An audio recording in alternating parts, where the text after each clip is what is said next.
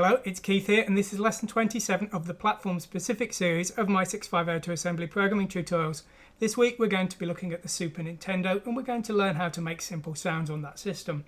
Unfortunately, unlike the Nintendo NES, we can't directly control the sound chip. It has its own dedicated processor. And unlike the Genesis and the Neo Geo, we don't have a common, well-known system like the Z80 controlling the sound. The SPC700 isn't just a sound processor, it's a processor in its own right. So what we need to do is we need to actually write code for the SPC700, which will tell the sound registers what to do. And then we need to get the 65816 to tell the SPC700 what we need to do, what commands to run, and also how to actually load data from the main ROM into the SPC700 memory. So we're going to have a lot of trouble getting anything to play at all on the Super Nintendo, unfortunately, and this is actually going to take 2 lessons. So first of all, let's actually hear the example running just to confirm I can really get anything running at all. So here's the example running. You can see here we've got a number. This is being passed to the Chibi Sound driver, which I wrote in one of my tutorials. It takes a single byte. Depending on the top bit, will turn the noise on or off. The next bit will define loud or quiet, and the remaining 6 bits are the tone. So we write this in all of our systems, and usually it's relatively straightforward. But unfortunately in this case it's a 2-part procedure. There's some 6502 code defining sound, and there's some SPC700 code actually defining which registers need which values. Okay, so this week we're going to just start with the basics. We're going to discuss the SPC700 in principle. We're going to learn the code that we're going to use to load in the data, because we actually need to copy our code to the SPC700, and we're going to write the basic code which is going to set the SPC700 registers. Next time we're going to use that code to actually write the Chibi Sound program, set the registers to make our sounds. Well, what is SPC700 assembly? Well, the truth is it's a pain. It's not 6502 and it's not Z80. It's close to 6502 sort of. It's got similar registers, but it uses the Z80 syntax of the right hand side is the source and the left hand side is the destination. And all the commands are different and they all assemble to different bytecode. Now, if you want to see the full details, I think you need to have a look at the SPC700 reference on the Super Famicom development wiki. We're not going to look at the details because I could write an entire series on this rotten processor, so we're just going to do the bare minimum we can to get things running. So what I've done, because VASM and the vast majority of the assemblers don't actually support SPC700, is I've written some macros which are going to emulate the commands that we need. So if we need to move an immediate value into the accumulator, we need the bytecode hexadecimal E8. And so I've defined a macro here to do that. And you can see here we've got a wide variety of macros, things like return, no operation, a jump to a label, and so on and so forth. And we're going to use these to get the basic work of what we need to do done in today's example. So what are we actually going to do? Well, what we're going to do is write some really crude code. We're just going to pass a register number and a new value to the SPC700, and the SPC700 is going to write those to its registers because, as I say, the 65816 can't do this directly. So we've got no choice but to use it. Now, the way we communicate with the SPC700 is by 4 ports. On the 65816, there are ports 2140, 2141, 2142 and 2143 in hexadecimal memory, and these map to equivalent ports in the 0 page, or the direct page as it's referred to on the SPC700, 00F4, 00F5, 00F6 and 00F7. So any data written to here will appear in this port here. Now here's the very important thing to understand about the SPC700 and the 65816. If we on the 65816 write a byte into 2140 and then read back the same address, we won't get the byte we wrote unless that has been written by the SPC700. So let's say the SPC700 writes a 00 to F4. If we read 2140, we'll get a 00. If we now write a 99 to 2140, we'll still be reading back that 00, but the SPC700 side will read back that 99. if the SPC700 then writes a 99 to this address here, F4, then and only then the 65816 will get the 99 back. Now, I say this because it's so important, and we use this kind of thing for handshaking. If the 65816 wants to tell the SPC700 to do a command, what we can do is we can write a value, a random number maybe, to this address here, and then keep reading this address until we get it back, because until the SPC700 writes that same value back, we won't, assuming the value wasn't already there. So that's very important to understand, and if you don't understand that, if you thought that writing a value to here would mean you immediately read it back, a lot of the code you're going to see today just won't make any sense. So you do need to understand that. Okay, so how does the memory on the SPC700 side work? Well, it's got its own dedicated 64 kilobytes. We can't access it. The 65816 can't do anything with it. So we have to talk to the SPC700 and ask it to do things for us. So it's got a direct page from quadruple 0 effectively to 00FF, but some of the bytes in there have special purposes. We've got a control port, a sound register select address. This is where we select the register we want to change, a new value to write to those registers. The 4 ports we just discussed that link to the 65816. We've then got the stack at 0100. We've got RAM all the way up to FFBF, effectively nearly 64 kilobytes of it. And then there's a ROM function, it's FFC0. This ROM function will be executed when the system turns on.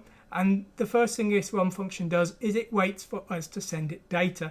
This is how we transfer data to the memory of the SPC700, because we're going to want to copy a program code and probably some sound effects later on to the memory of the SPC700, but we have to actually do it through these ports here. And it's the ROM that handles that. So the ROM automatically calls FFC0 when it starts up. So how do we actually talk to the SPC700 and send data to it? Well, again, it's a pain. Everything's a pain today. So what we do first is we have to wait for the firmware of the SPC700 to be ready. So it will return hexadecimal AA at 2140. Remember, that's on the 65816 side. And then it will return BB at 2141. At this point, it's ready to receive data. So how do we actually send the data? Well, here we go. So we store the destination address. This will be the address in SPC700 RAM. So maybe hexadecimal 0300 would be a good address. So we store that to 2142 and 2143. We then store a non-zero value to 2141. We then write CC to 2140 to tell it to start, and we wait for the return at the same address of the same value, CC. And this is, as I said, why it's so important we understand these aren't linked, because the SPC700 is sending the value back that we just wrote in there. Now we're ready. So we write the first byte that we want to send to port 2141. We then write the byte number 0 to 2140. And we wait for the byte number to be returned. Again, it's a handshake from the other side saying, I've got that byte. We then write another byte to 2141, and we increment the byte counter in 2140, so effectively it will be 1 the first time. And we wait for that to be returned, and then we just keep repeating this procedure until all our data is sent.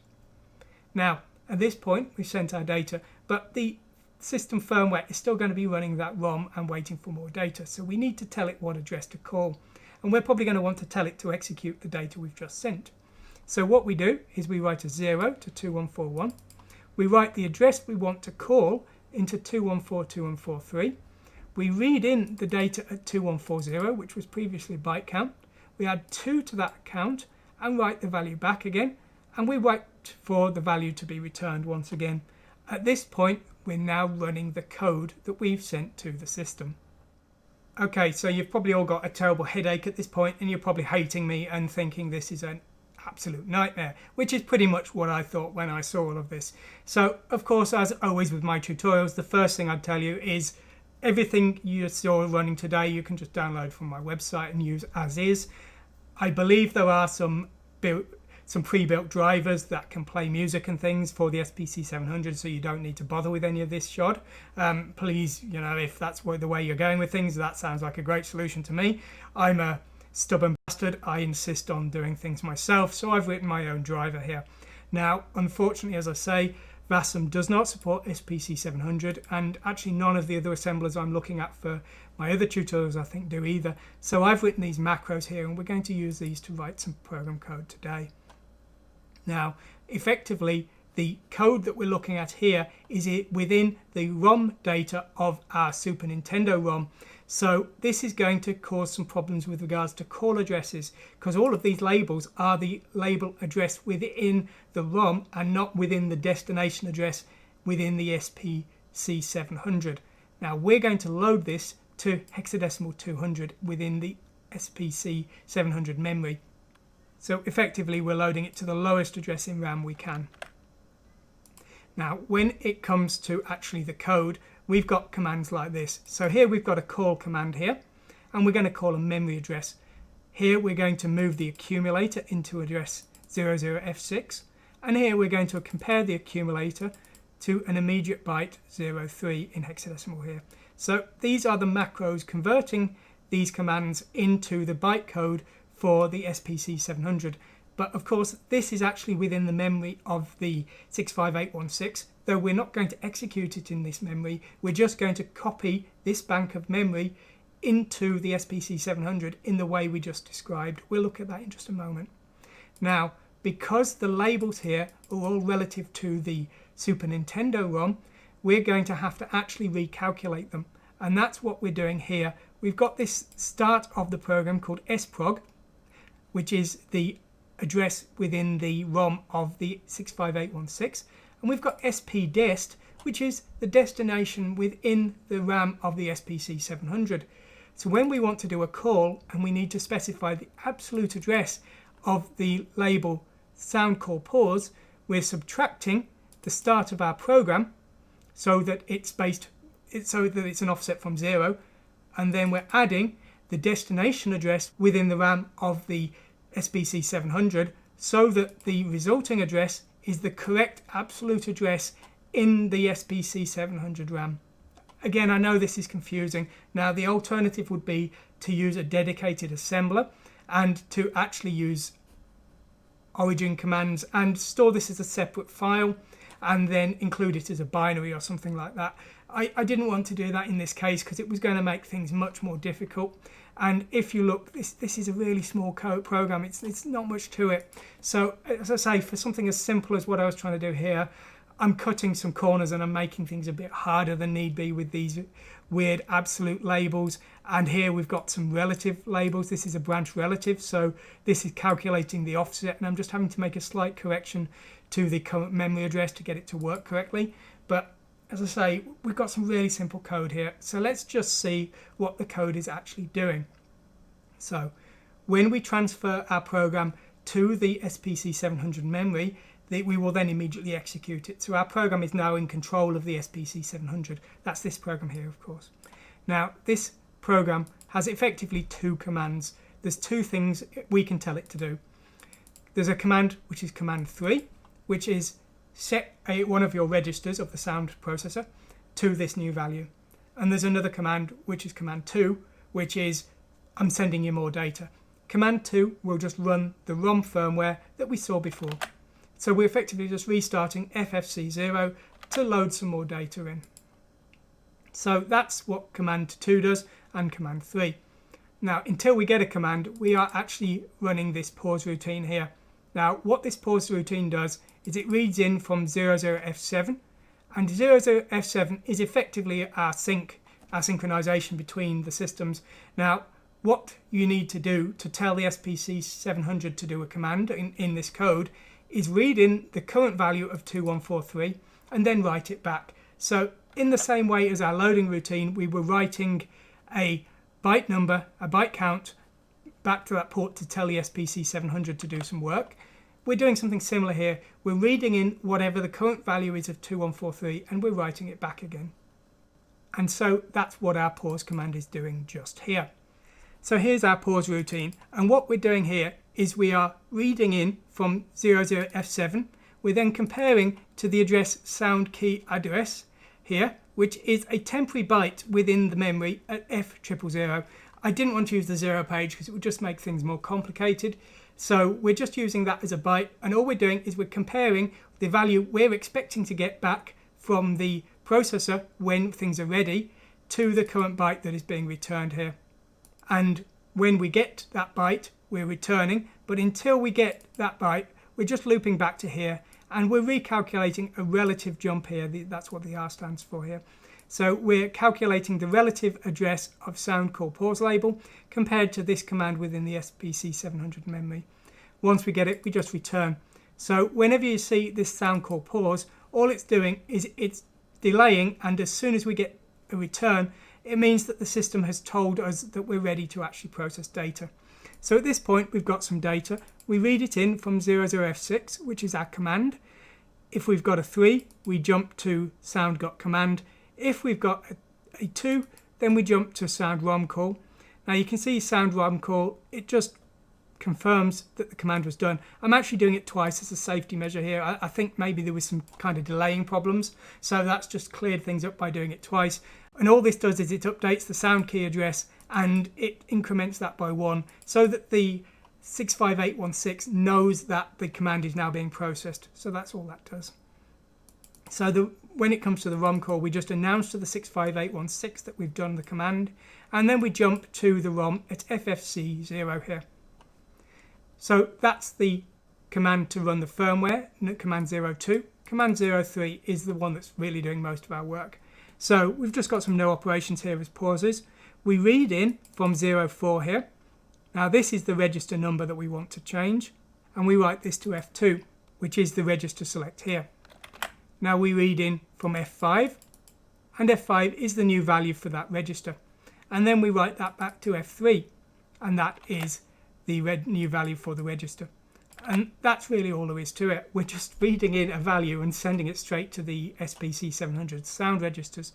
And so the actual work of defining the pictures and things is being done by the 65816 in this case. It was too hard to write code on this because there's no way of debugging it. You can't get a monitor on screen. I've got no debugging tools to see what the register state of the system was.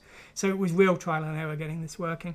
And then all we do once we've written that register is we call to the resume command again, which again just updates the key and updates the value in 00F7 so that the 65816 knows that we've processed that command, and then it just returns here. So when we've just called that return, we then branch back to the start of the program here and wait for the next command. That's really all there is to it, and that's really all it takes for us to get the SPC700 to actually process sound registers. It's just a shame we can't do it directly, but we can't. So that's our program, but we still need to actually be able to send data to the system. So we discussed the procedure before. Let's have a look at the actual practice here. So what are we doing? Well, we're loading the address of our program here. We're loading the destination address, which is hexadecimal 200, as we discussed before. We're loading these into HL and DE, which are 0-page entries. We're loading a byte count. So the example I'm using here is only good up to 256 bytes. So that's a limitation there, but that's the way we're doing it. And then we've got a command called send sound data. Now we're doing this actually twice here. We are going to send some sound samples, but we'll look at that next time. Sound samples as well are a pain because they're compressed, but everything's a pain, so what can we do? So anyway, so here's our send sound data command, and this is effectively the code that we discussed just here. So first of all, we are going to read in, and we're going to wait until we get an AA at 2140 and a BB at 2141. And remember, these are the registers that map to the SPC700 side here. Now, when we get that, we're then going to write a non-zero value to 2141 and a CC to 2140. And then we have to wait until we get that 2140 back. So that's the second wait here. Okay, so we're ready to actually now start sending data. So we need to load a byte count, and then we need to actually have our byte count here for the amount of data left to send. We read in a byte from HL in the 0 page, offset with Y, and then we are storing that to 2141, increasing our source address here, and then we're decreasing our remaining byte count here. Now this is the first byte, so we're storing a 0 here to 2140, and then we are waiting for that value to be returned by the SPC700, and now this is the proper loop. So what we're doing is we're reading in another byte, storing it, loading in the current byte count, increasing the byte count by 1, storing it back, and then we're storing that in ZAS for this comparison here because we need to wait for 2140 to change. And we just wait until that actually happens. Then we increment our source counter here, and we decrease our byte count here, and we repeat again. And that should be enough for us to transfer all of our data. Now, at this point, we've transferred the data to the SPC700, but what we need to do now is we need to tell it to run the program.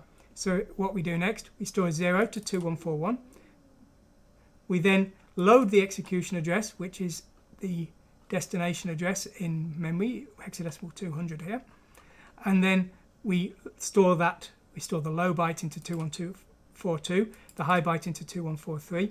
We load in the value in 2140, add 2 to it, store the value back, and then we wait for that value to be returned again here with this loop.